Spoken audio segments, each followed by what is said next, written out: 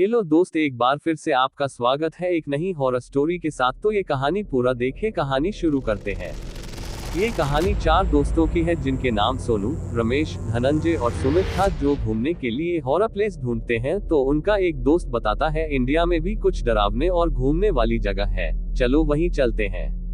भानगढ़ और वहां का किला देखा जाएगा, वहीं चल के घुमा जाएगा। उन्हें यह नहीं पता था कि वह जगह बहुत ही डरावनी है, वहां रात को रुकना मना है। और ये चारों दोस्त अपना सामान लेके भानगढ़ की ओर निकल जाते हैं। वहां जब एक गांव में प्रवेश करते हैं तो उन्हें अजीब लगता है और उनके साथ कुछ अजीब चीजें होने लगती है। मुझे जैसे कोई रो रहा हो, किसी लड़की की आवाज कोई उनके नाम से पुकार रहा हो। सोनू, रमेश, धनंजय, सुमित सोचने लगे कि यह हम लोग के साथ क्या होने लगा। रमेश बोला, चलो यार, हो सकता हम लोग का ये वहम हो। और यह चारों दोस्त फिर से भानगढ़ की ओर चल दिए। और यह चारों ना किसी भूत पर विश्वास करते थे, ना ही किसी को मानते थे। वह चारों दोपहर के समय भानगढ़ किले पर पहुंचे और घूमने लगे। फिर से वही आवाज उन्हें सुनाई दी। उनमें से सुमित नाम का जो दोस्त था, वह थोड़ा दिल का कमजोर और डरपोक टाइप का था। वैसे तो भूतों पर विश्वास नहीं करता था, लेकिन तब भी वह डर गया और उसे भूतों पर धीरे धीरे विश्वास जमने लगा, यानी भूतों पर विश्वास होने लगा। और उसने अपने दोस्तों से बोला, भाई यहाँ से निकलो, यहाँ जरूर कुछ ना कुछ ऐसी चीजें हैं जो हमें देख सकती है, पर हम उसे नहीं देख सकते, प्लीज यहाँ से निकलो जितनी जल्दी हो। सुमित की बातों को सुनकर उसके सारे दोस्त उस पर हंसने और मजाक उड़ाने लगे। और ये तीनों बोले, क्या बे तू कितना डरपोक है, तू तो बोलता था कि भूत भूत कुछ नहीं होते, सब एक मनगढ़ंत कहानियां हैं, और तुझे लगता है कि यहाँ कुछ है, हा हा हा, और तू यहाँ सबको लाने वाला है भाई। तब सुमित बोला, मुझे क्या पता था कि यहाँ कुछ ऐसी चीजें हैं जो हमें डरा रही हैं, यहाँ से भगाने कोशिश कर रही हैं। तुम सब देखो, तुम्हें भी ऐसे ही आवाज आ रही है, यहाँ पर जरूर कुछ ना कुछ है, निकलते हैं। और ऐसे घूमते घूमते काफी देर हो गई। वह सब जब वहां से जाने को हुए तब देखा सुमित के का चेहरा लाल हो चुका था और इन सब को छोड़कर देखे जा रहा था। उनके दोस्त, सुमित क्या हुआ, कुछ बोल क्यों नहीं रहा है? वह कुछ जवाब नहीं देता, बस घूर के देखता ही रहता। फिर एक अजीब सी आवाज में बोला कि मैंने बोला था ना, यहाँ पर जरूर कुछ ना कुछ है, यहाँ से चलो। पर तुम लोगों ने मेरी बात नहीं सुनी, लो अब तुम सब देखो मैं क्या करता हूँ तुम सबके साथ।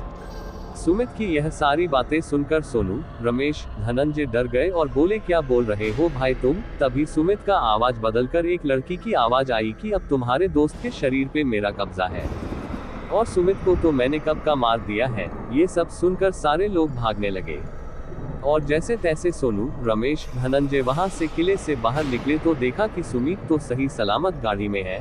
तभी वो चारों दोस्त जल्दी से गाड़ी में बैठकर वहां से निकल गए। उन्हें रास्ते में एक लड़की भी दिखी जो उनका पीछा कर रही होती है। तब वह सब अपने गाड़ी में भजन बजाते हैं और तब वहां से आराम से निकल जाते हैं। उसी दिन से उन्हें भूतों और भगवान पे विश्वास होने लगा, बट अभी भी उनकी प्रॉब्लम खत्म नहीं हुई थी। जब अपने घर पहुंचे और सबको ये घटना बताने लगे तो उनका विश्वास जल्दी किसी ने नहीं किया, क्योंकि सुमित बहुत ज्यादा डिप्रेशन में था, क्योंकि वह बहुत ही डरपोक लड़का था। और सुमित ने गाड़ी में बैठने से पहले वह चीज देखा जो शायद उनके उन तीनों दोस्तों ने नहीं देखा। भानगढ़ से आने के बाद सुमित की हालत बहुत ही कमजोर होने लगी और उसे एक लड़की की रोने चीखने और उसे अजीब अजीब चीजें दिखाई देने लगी, जिससे वह ना कुछ खाता और ना ही किसी से ज्यादा बातें करता। ये सब देख उसके घर वाले परेशान रहने लगे और उसे जगह जगह दिखाया, पर वह उसे कोई आराम नहीं मिला। झाड़ फूक भी कराया, फिर भी उसे आराम नहीं मिला। ऐसे ही करते करते 3 साल निकल गए और वह एक दिन इतना बीमार हुआ कि वह डिप्रेशन में चला गया। और डॉक्टरों ने जवाब दे दिया कि यही ये नहीं बचेगा, इसकी जितनी सेवा करनी है कर लीजिए आप लोग।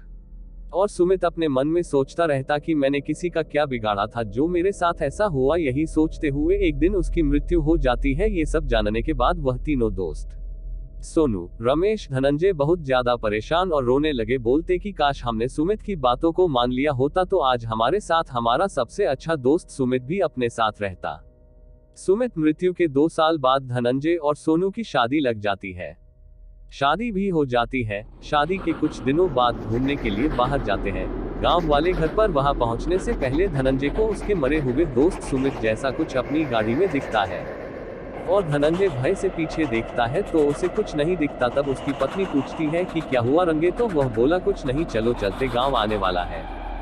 जब वह अपने गांव वाले घर पर पहुंचता है तो देखता है कि वहां के रहने वाले कुछ लोग उन लोगों को बड़े ध्यान से देख रहे हैं और पूछ रहे हैं, ये आपका घर है? और धनंजय बड़ी गुस्से से पूछता है, हाँ क्यों, इसमें कोई शक है? तभी एक आदमी बोलता है, नहीं साहब, आपको हमने पहली बार देखा है। तभी धनंजय बोलता है, हाँ मैं पहली बार ही आया हूँ। अपनी पत्नी के साथ घर में जाता है, देखता है कि बेडरूम जिले के हर एक सीमा बड़ी बड़ी थी, जिससे उसे कुछ अजीब लगा। उसने अपना चेहरा अपने बेडरूम में लगे शीशे में देखा तो वह दन रहेगा, क्योंकि उसने देखा कि उसके पीछे उसका दोस्त जो 2 साल पहले ही किसी कारण बस मर गया था, उसके पीछे खड़ा था। एकदम से डर गया, पीछे देखा तो वहाँ कोई नहीं था, लेकिन जब शीशे में देखता तो वह उसे बार बार दिखाई देता और उसके चेहरा अजीब हो चुका था। अब सुमित उसका मरा हुआ दोस्त जो धनंजय को बार बार दिखाई देने लगा और धनंजय डरा हुआ रहता था। ये सब देख धनंजय की पत्नी परेशान रहने लगी, आखिर धनंजय को हो क्या रहा है।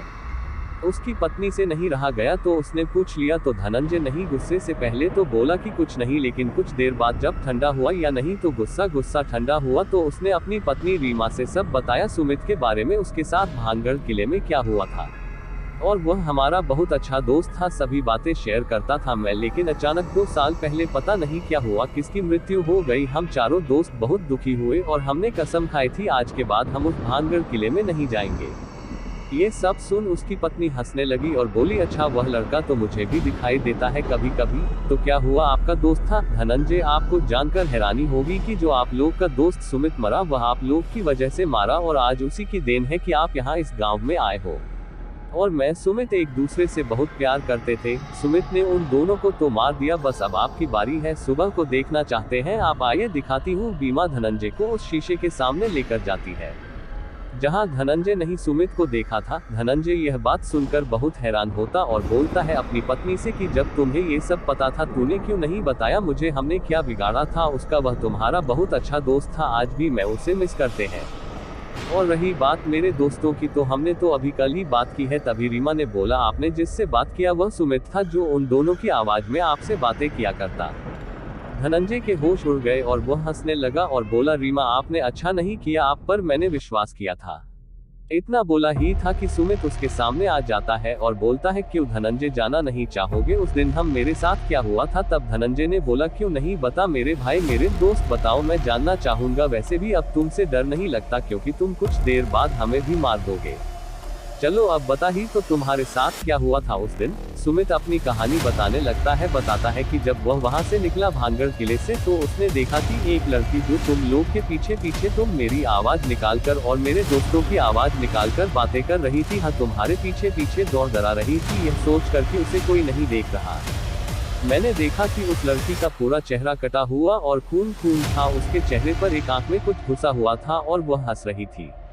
ऐसे ही वहां पर बहुत सारे लोग, मुझे कुछ भी था। चित्रा का पहनावा था उन लोगों का, जैसे लग रहा था कि बहुत पुराने समय के लोग हैं, वह उनके साथ कुछ न कुछ गलत हुआ है।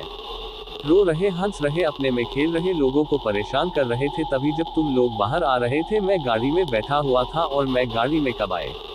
तुम्हारे आने से मात्र 2 मिनट पहले। यह मैं अभी गाड़ी लाया था और शायद उस लड़की ने मुझे देखकर समझ गए कि मैं उन्हें देख सकता हूँ, और वह वहीं से हमारा पीछा करने लगी। और जब मैं घर पहुंचा तो वह लड़की मेरी बहन की आवाज बोल रही थी, बातें कर रही थी उससे, उन सारे दोस्तों के पास लेकर चलो नहीं तो मैं तुम्हें मार। ये सुनकर मैं डर सा गया, लेकिन मैंने हिम्मत करके बोला तुम मुझे ही मार डालो। तब उस लड़की ने मुझे बताया कि मेरे आने से पहले वो उन दोनों के पास गई थी और उन लोगों ने अपनी जान बचाने के लिए तुम्हारी जान लेने को कहा।